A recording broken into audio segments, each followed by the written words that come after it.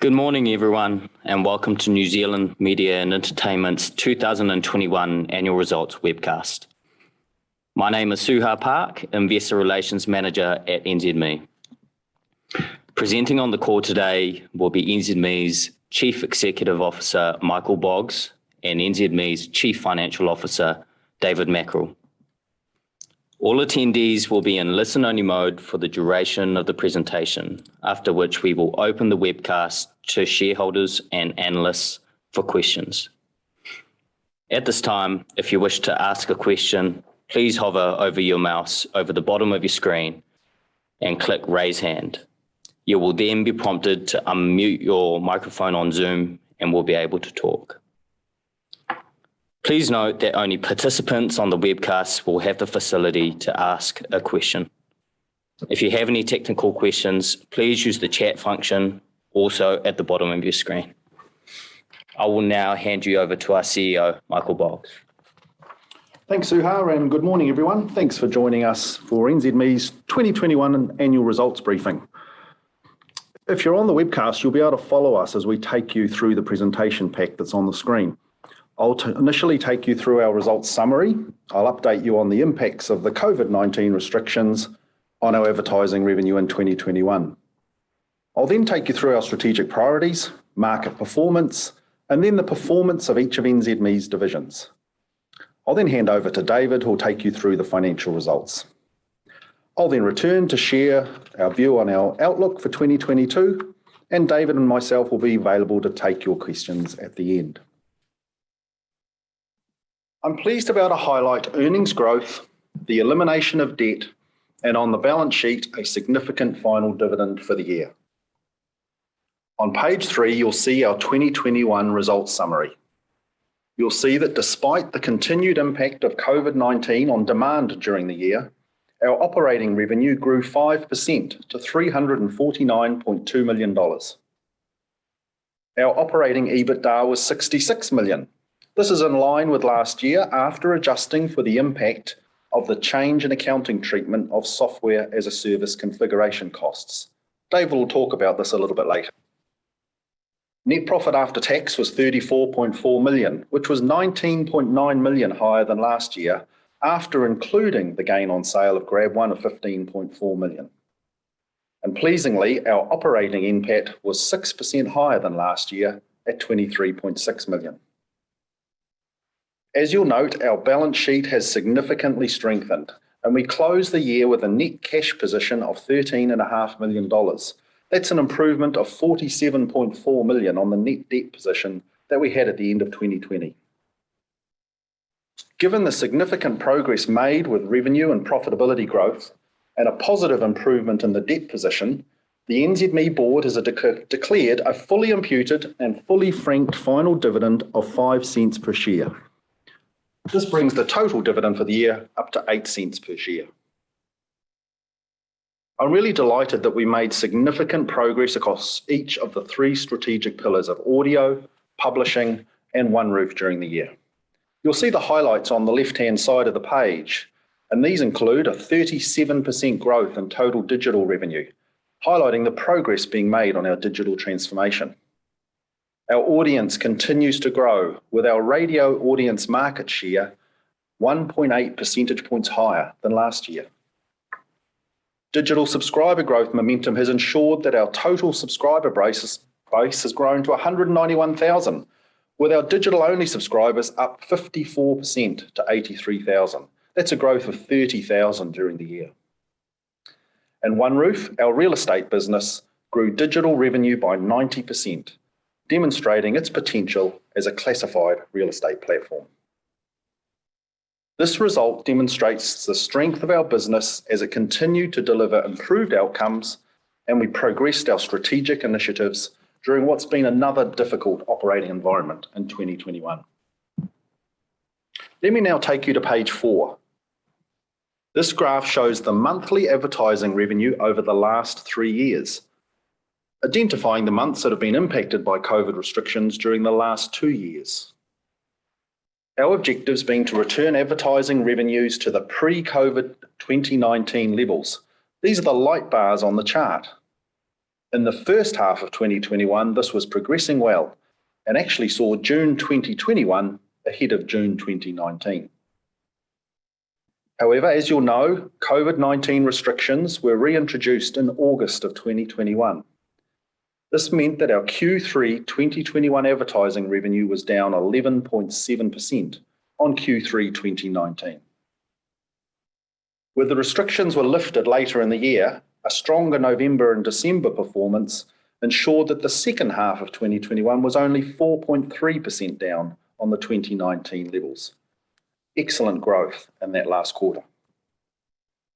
We're currently in the early days of our Omicron outbreak, and therefore we remain cautious at this time. We'll come back to that a little bit later. I'll now cover our strategic priorities and our performance in the context of the overall market performance. Firstly, it's useful to briefly recap on our strategic priorities. You can see our guiding principles across the top of page 6. These principles guide each of our strategic priorities. These priorities are firstly, to be New Zealand's leading audio company. Secondly, for the New Zealand Herald to become New Zealand's Herald. And finally, for OneRoof to become your complete property destination. As you'll see, we have key pillars of delivery under each priority. I'll talk to these later in today's presentation also. On page 7, you'll note that NZME operates as an audience and customer-centric integrated multi-channel media business. We now connect advertisers with our audio, publishing and real estate audiences, which in total reach over 3.5 million New Zealanders every month. This is growth on last year. Our radio audience of 1.9 million is achieved through our 10 audio brands and includes New Zealand's #1 radio station, News Talk ZB, across both broadcast and digital audio formats. iHeartRadio is also New Zealand's #1 podcast network. We now have a publishing audience reaching over 2.8 million, which includes 50% of New Zealanders who engage with the New Zealand Herald.co.nz per month, together with New Zealand's #1 daily newspaper and a publishing subscriber base of more than 191,000 subscribers. OneRoof real estate products now reach over 850,000 through both our OneRoof digital platform and our various dedicated property newspaper sections across the nation. Overall, the NZME audience engages across 32 print publications, 10 audio brands, 17 websites, and 12 real estate publications. Page 8 highlights the strong position that NZME has in each market it participates in, and the overall split of revenue across each channel. We're pleased to have achieved revenue market share gains in 2021. We have once again outperformed market revenue growth year on year in radio, print, and digital display advertising. This has resulted in gains in market share to 40.9%, 47.4%, and 24.2% respectively. This is a testament to the ongoing progress we're making in delivering on our strategic priorities and the fantastic content that we produce across our platforms. The charts on page 9 show the changes in market revenue across radio, print, and digital display, together with how NZME has grown its market share in each channel over the last 3 years. It's been pleasing to see market growth in 2021, with radio market revenues on a trajectory to return to pre-COVID levels. The digital display market data for the second half of 2021 has not yet been published, but the graph shows the strength of the first half compared to the prior years. As I mentioned earlier, I'm extremely proud of the revenue growth that has been achieved from our digital platforms. The left-hand chart on page 10 shows the emerging growth of digital audio revenue from iHeartRadio. It's up 51% in 2021. The centre chart shows the size of the digital revenue from digital display advertising and the emergence of the growing digital subscription revenue in the publishing business, culminating in a 32% growth in total digital publishing revenue. Finally, in the right-hand chart, you can see the 90% increase in digital revenue from our OneRoof property platform. It continues to strengthen its position to become your complete property destination. Again, these charts highlight the digital transformation that is well underway. I'll now take you through the performance of each of the divisions for the year, together with an update on the strategic initiatives for each division. Let's now start with audio. On page 12, you'll see audio audience metrics. The left-hand chart shows that NZME has maintained total weekly radio listeners year on year at around 1.9 million. The centre chart shows NZME's audience market share, with the lighter section of each bar the music audience and the darker section of the share of the talk audience. The chart highlights how NZME's overall share has grown over the last year, with the growth coming from the strengthening of News Talk ZB talk radio audience. The chart on the right shows the increase in total listening hours on NZME's digital audio platform, iHeartRadio. It now has average monthly listening hours of over 6 million. We're seeing phenomenal growth of audience across our audio business. Page 13 shows the financial performance of the audio division. You'll see radio advertising overall grew 10% in 2021. The first half of the year was 17% higher than last year, before the impacts of further restrictions being felt from August. As I mentioned earlier, iHeartRadio revenue grew 51% in 2021, supported by the continued increase in listening hours that I spoke about on the last slide. Other revenue for the division is lower, as last year includes the government wage subsidy relating to the division. As you'd expect, higher advertising revenue resulted in an increase in agency commissions and content costs. This brought EBITDA margin to 12% for the year, which compares favourably to last year when you adjust for the impact of the wage subsidy, which resulted in an artificially high margin in 2020. On page 14, you'll see the significant progress towards the 2023 strategic targets for audio. As mentioned earlier, the audience share has grown by 1.8 percentage points this year, exceeding our goal to grow 1% per annum. We continue to grow reach through frequency acquisitions, but we are also expanding our audience appeal through our focus on podcast content, youth audio and sports entertainment with the Alternate Commentary Collective. You'll see our radio revenue share grew 0.5 percentage point in 2021, short of our target growth, but we remain confident of future growth rates. In addition, we are working as an industry to grow the overall radio market. We've continued to grow the portion of revenue from digital audio, with 3.4% of total audio revenue from digital platforms, mainly iHeartRadio. On the right, you'll see the initiatives we outlined at our November 2021 Investor Day, included within the 2022 initiatives on this page. Let's now move on to our publishing business. Page 16 shows the continued engagement from both print and digital audiences. The chart on the left highlights the strong New Zealand Herald print readership growth through 2020. This has tempered a little in 2021. The Herald's brand audience is shown in the centre chart and highlights the continued strength of audience, with weekly audience now in excess of 2 million. NZME's platforms have continued to grow and now reach 2.8 million digital users per month. The charts on page 17 show details of our subscriber base. This continues to grow and now totals more than 191,000 across both NZME's print and digital subscription platforms. While print subscriber volumes continue to decline by 3%, as shown in the left-hand chart, a 2% yield improvement partially offset the volume decline. The centre chart shows the continued growth in the subscriber base. The subscriber mix highlights the significant growth of subscriber engagement in our New Zealand Herald Premium digital product. As I noted, overall, the subscriber base grew to over 191,000, of which 140,000 are users of New Zealand Herald Premium.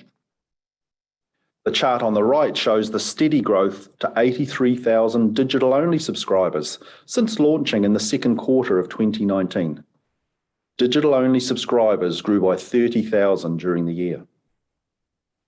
The green line on the chart shows that the annual yield has remained relatively constant as subscribers have grown. So let's now move to page 18 to review publishing's financial performance. Print advertising revenue improved by 5% compared to 2020, albeit it remained more than 20% lower than 2019. In contrast, though, digital advertising revenue has grown significantly, resulting in a 26% improvement over 2020, and it's 29% higher than 2019. Other revenue was lower than 2020, as 2020 included 4.2 million of wage subsidies received. Print and distribution costs were 13% higher than last year due to increased volumes this year, given the temporary reductions in 2020 in response to COVID. Agency commissions increased in line with the higher revenue through this sales channel. As a result of the change in accounting policy with regards to software as a service, previously capitalised costs have now been expensed. This increased recognised expenses by 1.7 million in 2021 and 1.4 million in 2020. Overall, the publishing EBITDA for the year was 1% higher at $46.5 million. Page 19 shows the progress we've made towards making the Herald New Zealand's Herald. As noted, total subscribers increased by 13% to 191,000, with 43% of these subscribers being New Zealand Herald Premium digital subscribers, well on track to achieving our 2023 targets. With the significant growth in digital advertising revenue this year, it now represents 46% of total publishing advertising revenue. We continue to enhance our product offerings through multimedia storytelling, and we have plans to launch new subscription verticals. We're also pleased to have Business Desk join us at NZME. Business Desk has built a premium digital offering focused on the business community. We are working well with the Business Desk team to accelerate their growth. You'll note that the 2023 EBITDA target has been adjusted to reflect the impact on EBITDA of the software as a service change and accounting policy. Let's now turn to NZME's real estate division, OneRoof, on page 21. The chart on the left shows the OneRoof platform has a strong position in the market. It now has 91% of residential for sale listings nationwide and 99% in Auckland. OneRoof's monthly audience continues to grow, as shown in the centre chart, and is regularly around 500,000 people per month, excluding this December's holiday season. Listings upgrade growth is shown in the chart on the right of the page. You can see the focus that we've put onto upgrades in Auckland has lifted the upgrade percentage to 27% in the last quarter. Regional upgrades have also begun to lift, with growth over the last 2 quarters. On page 22, you'll see that OneRoof digital revenue on the platform grew by 90% to 8.1 million, while print revenues were in line with last year. OneRoof revenue grew 20% after adjusting for the wage subsidy received last year. Marketing and selling costs were significantly higher as OneRoof invested in improving brand awareness, listings penetration, and listings upgrade conversion. EBITDA was similar to last year at 2.1 million, with the increased investment focused on growing the digital business. You'll note that pleasingly, real estate industry revenue across all NZME brands was 41.3 million. That's an 18% increase over 2020. OneRoof's continued to progress its position to become your complete property destination, and that's highlighted on page 23. OneRoof is strengthening its reach, it's focusing resources nationally to drive listings growth and to introduce new products within the platform. There is a strong focus on growing the audience and on increasing national brand awareness. The percentage of listings upgrades have continued to increase, with bespoke product bundles key to ensuring the value is being delivered to customers. We are targeting to continue growing digital revenue, assisted by the addition of new listing verticals and additional solutions for agents. Slide 24 shows the performance of the corporate division. This also includes our events business and our automotive website Driven. Revenue has increased 25% to $3 million, with additional events able to be run in 2021 and growth in revenue from Driven. Expenses were 10% higher, primarily as a result of additional events during the year, given events were able to be run. Let me now hand over to David Mackerel, NZME CFO, to take you through the financial results. Thanks, Michael, and thank you to all who have joined us on the call today. Page 26 shows the operating results for the year with operating EBITDA of 66 million, which is in line with the adjusted 2020 result. The IFRS Interpretations Committee made an agenda decision in April 2021 with regards to the accounting treatment of configuration and customization costs in relation to software as a service arrangements. As a result, the company has changed its accounting policy in regard to the capitalisation of these costs. The result of this was to expense 1.7 million in 2021 that would have previously been capitalised, and also to have adjusted the 2020 accounts to reclassify 1.4 million from capitalised costs on the balance sheet to expenses. The impact on net profit was minimal, as there was an offsetting reduction in the amortisation expense. As mentioned, operating revenue was up 5%, with segment revenue up 9%, excluding the impact of the net 8.6 million of wage subsidy received in the first half of 2020.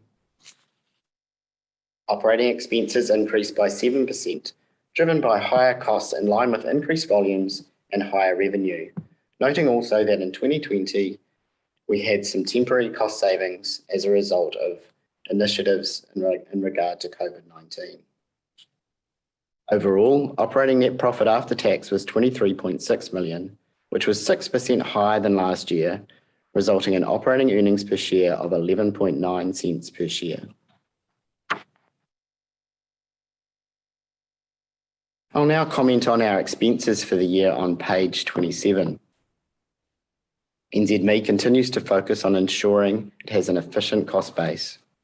While overall the cost base was up 7% on last year, it remains more than 20 million below the 2019 level, supported by the permanent cost base reductions implemented in 2020.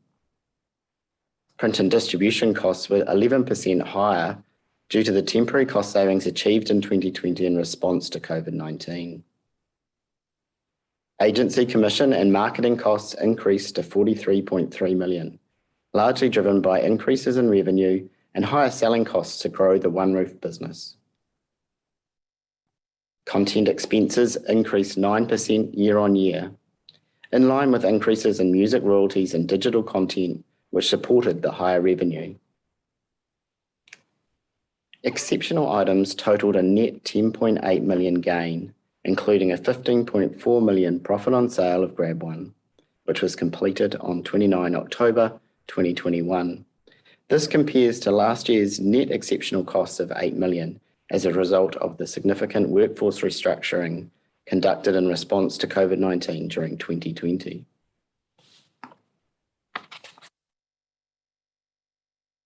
The summarised balance sheet on page 28 shows a further strengthening position with net assets of 157.1 million. Net working capital, including cash, continues to be a net liability due to increases in tax payable, deferred revenue, creditors and other accruals. These more than offset the reduction in merchant liabilities as a result of the sale of Grab One. Plant, property and equipment, intangibles and other net current assets decreased due to depreciation and amortisation exceeding capital expenditure. Right of use assets reduced in line with the reduction in lease liabilities as the terms of the leases reduced. together with the reclassification of a portion of this asset to a finance lease receivable in relation to the sublease part of the Auckland and Whangarei offices. The company finished the year with a net cash position of $13.5 million, representing an improvement of $47.4 million compared to last year's net debt position of $33.8 million. Moving now to the cash flow summary on page 29. Cash flow from operations was $3.8 million lower than 2020, primarily as a result of higher tax paid for the year and a smaller movement in working capital. These were partly offset by lower exceptional items.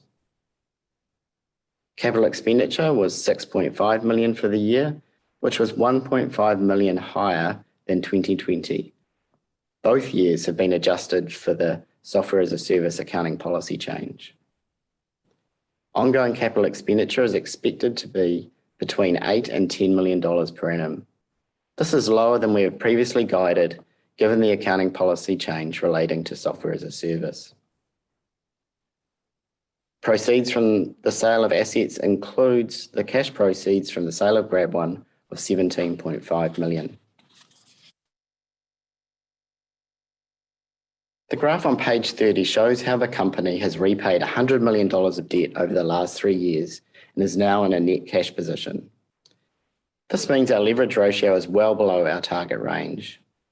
With a strong leverage position, the board has declared a fully imputed and fully franked final dividend of 5 cents per share, bringing the total dividends for the year to 8 cents per share.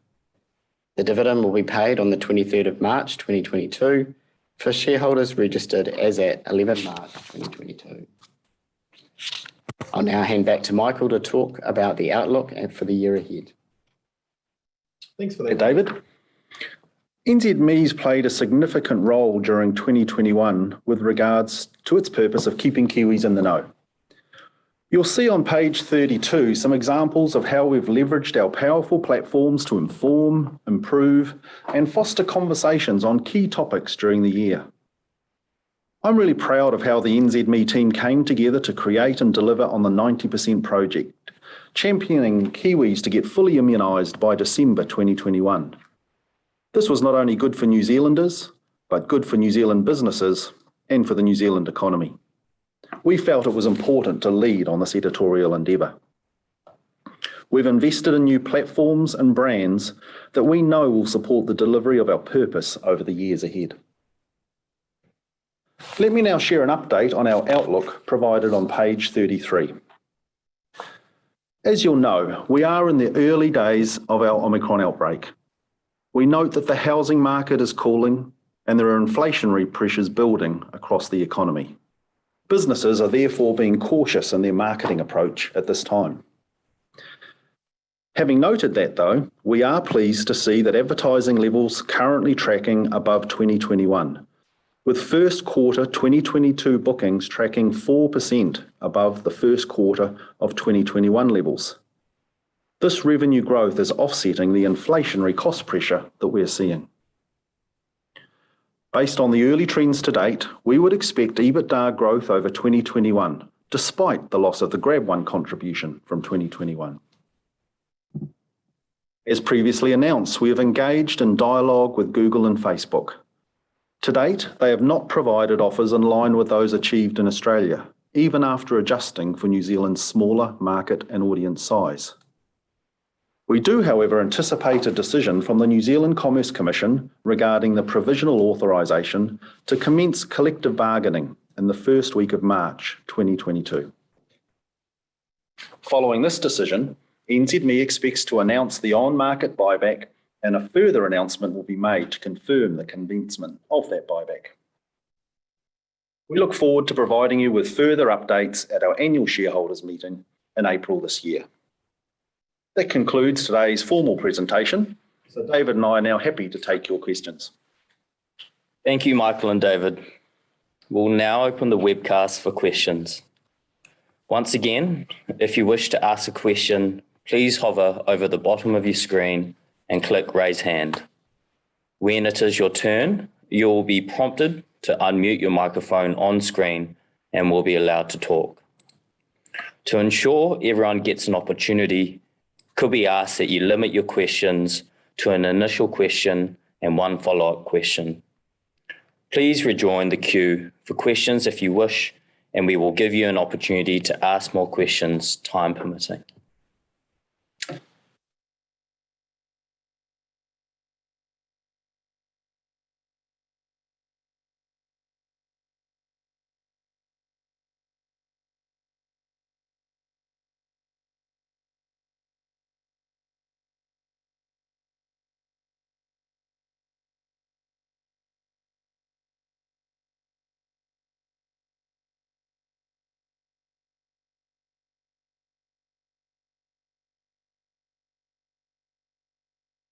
Our first question is from Roger Coleman.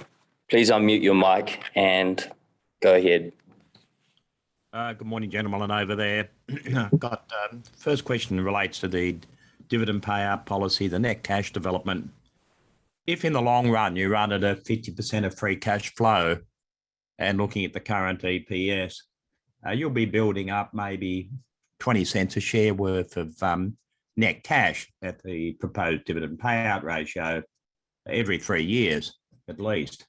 So what's the plan of disposing that after this, or getting rid of that excess cash after you do the $30 million stock buyback? Yeah, good morning, Roger, and thanks for that question. No, you're absolutely right. So first thing is we're pleased to have obviously repaid all the debt and be in a strong cash position. That's obviously led the board to not only be able to pay a strong dividend for the year, but signal the intended commencement of the buyback with a further announcement on that in a couple of weeks' time. I think, as you say, the board's already shown its appetite for returning cash to shareholders. And so, capital management is certainly key on the agenda at the board meetings, each meeting. And so I would expect you to be seeing on a regular basis excess cash being able to be returned to shareholders, just as we're doing with the share buyback. Thank you. Let other people talk.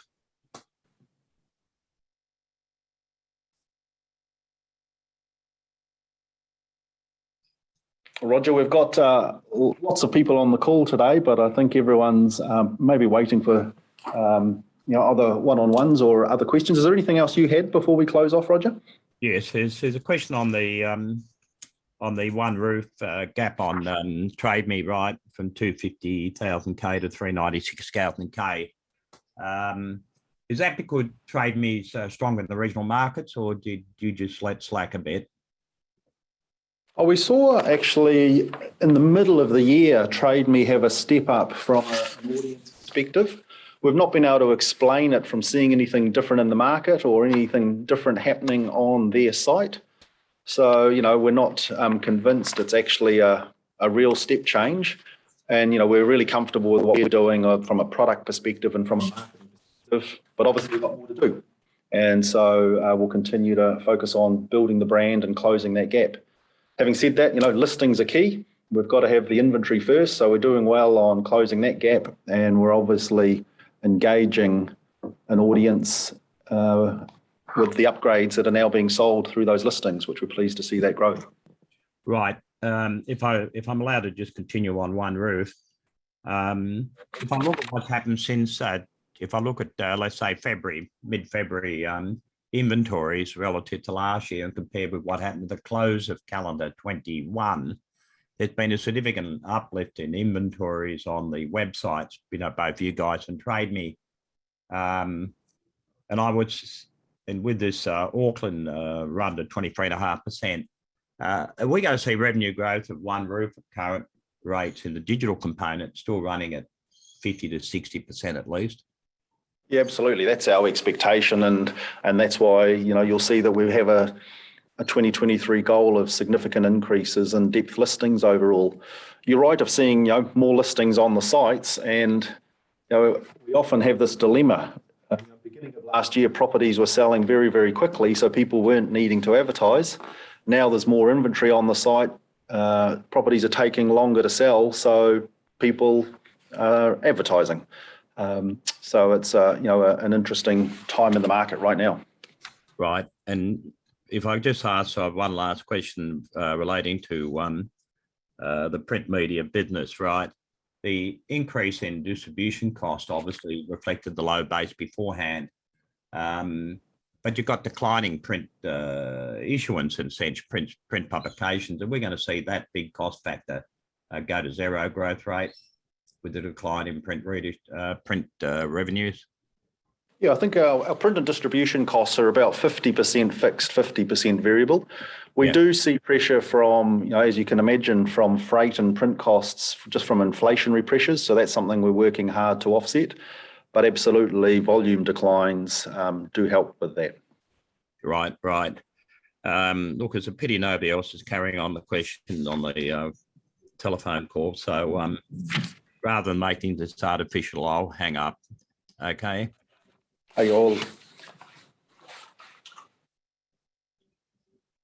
We have a written question from Dennis Chua. Why is the buyback timing dependent on the decision of the Commerce Commission on collective bargaining? Does that mean the buyback might not happen if the timing is pushed out or the decision is negative? Oh, hi, Dennis. Thanks for your question. I think, as you're probably aware, markets have to be completely informed when buybacks are being undertaken. So our board, quite rightly said, let's make sure the market's fully informed of any pending decisions, positive or negative, at the time before a buyback's commenced. So we didn't want to be in the market when a decision came out, and given it's expected within 2 weeks' time, we thought that was an appropriate action to take. Thank you, Dennis. We have another question from Xiao Yang. If you could please unmute your mic and go ahead. Hi, good morning, guys. Just on the capital management, in terms of acquisition opportunities, what's the scope to do more in acquisitions, and the type of acquisitions you will look at? Is it sort of similar to the business desk acquisition, or would you guys look at something larger and bulkier as well? Thanks, it's David. I think in terms of the way we think about the acquisition opportunities, obviously things that will help make us go faster and align with our core strategic objectives, and you can see how Business Desk very much fits into that. So we're always on the lookout for the right thing that will make us go more quickly. And at the moment, we don't have anything on the horizon, but if something was to come up, it's those sorts of things that fit in with our strategy and make us move faster towards it. And that could be of any size, but at this stage, there's nothing on the horizon. Okay. And David, just on the cost base in 2022, when the economy opens up, just want to understand what sort of costs will come back into the business, assuming no growth in revenue related costs. So the cost base as it sits for this year, in 2021 there was very little temporary adjustments that were made. It was a little different to 2020, where we had a period of time where there was no production of some of the newspapers. And that didn't occur this year. So the cost base is stable in that context. So there is only the volume related costs and inflationary pressures that would drive the cost base up in 2022. I understand. All right, thank you. Thanks, Joe. We have a written question from Jason Hamilton. Can you talk to M&A and the integration of Business Desk? Are you actively seeking other opportunities? I think David answered most of that conversation, but perhaps you could talk to the integration of Business Desk. Yeah, hi Jason. Thanks for the question. Yeah, so we've actively taken the position that Business Desk is a really strong brand in its own right, and we think it can stand completely separate in the market from a New Zealand Herald Premium. So our initial integration is as much as making sure that we're using our marketing and sales capabilities to ensure that we can grow it as quickly as possible, while it's effectively a standalone brand, standalone great team of journalists.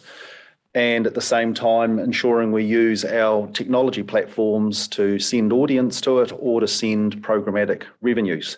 And so we've immediately seen those actions taken and beginning to bear fruit. So that is our plan. There's nothing more than actually ensuring we grow that brand, that business as quickly as we can with using our skills and assets. With regard to other M&A, just sort of carrying on from David, we have no plans to be out, doing any large M&A transactions. I think, as we've said before, though, if something turned up and it made sense for shareholders, of course we'd consider it and we'd bring it to shareholders if that was the right thing to do. But if there are smaller things like Business Desk, which are core to the 3 pillars of our strategy, allow us to grow quicker and generate returns for our shareholders at that sort of level, we think those are good opportunities for us. Thank you, Jason. We have another written question from Akshay Amin. Agency commission and marketing costs grew faster than revenue in 2021. What drove this, and should we expect a similar trend in 2022? Yeah, so two separate things there. Firstly, the agency revenue component of our business, which is just over 30% of our total advertising revenues, is the segment of our business that has been growing the quickest. And maybe putting that in perspective, that probably highlights larger corporates who are dealing with agencies are probably been doing better and spending through their media agencies than smaller SMEs necessarily, who have maybe done it a little tougher over the last year. So we've seen a bit of a mix change in our revenues over that last year, which has seen that agency revenue line increase. And then substantially the marketing increases have been within the One Roof business. And that's been a fine balance that David and myself and Paul Maher, who runs the One Roof business, have been managing. Let's spend appropriately and invest for growing the overall total audience and growing the brand of One Roof while not jeopardising its profitability. So effectively any incremental available contribution from One Roof is being put back into marketing to grow it faster. Thanks, Akshay. We have another written question from Dennis. Can you provide more colour on what collective bargaining means in terms of timeline and probability of a deal with Google and or Facebook? Can NZME choose to negotiate independently? Yeah, so maybe I'll tackle the second part of that question first. And yes, we absolutely would retain the right to continue to negotiate individually. And I think we put out a market announcement back in November last year when we announced that we would look to obtain collective bargaining, that we were engaging individually and would continue to do that. So that's certainly something that we would protect. We think the ability to be able to negotiate as an industry just allows us to have a stronger voice at the table with the platforms. It allows us to engage with the New Zealand government and policymakers better around what's right for the New Zealand industry to support editorial endeavours overall and continued investment in journalism. On timing, I think some of that would be a bit of unknown. We obviously know that Google has announced it wants to bring Google News Showcase to New Zealand. It hasn't launched it yet. It has done a small number of deals, we understand, but they're really looking to have enough content in New Zealand that would allow them to launch it. And so being able to complete arrangements with some of the larger publishers, I'm sure, would be important to them. So we'd be focused on that.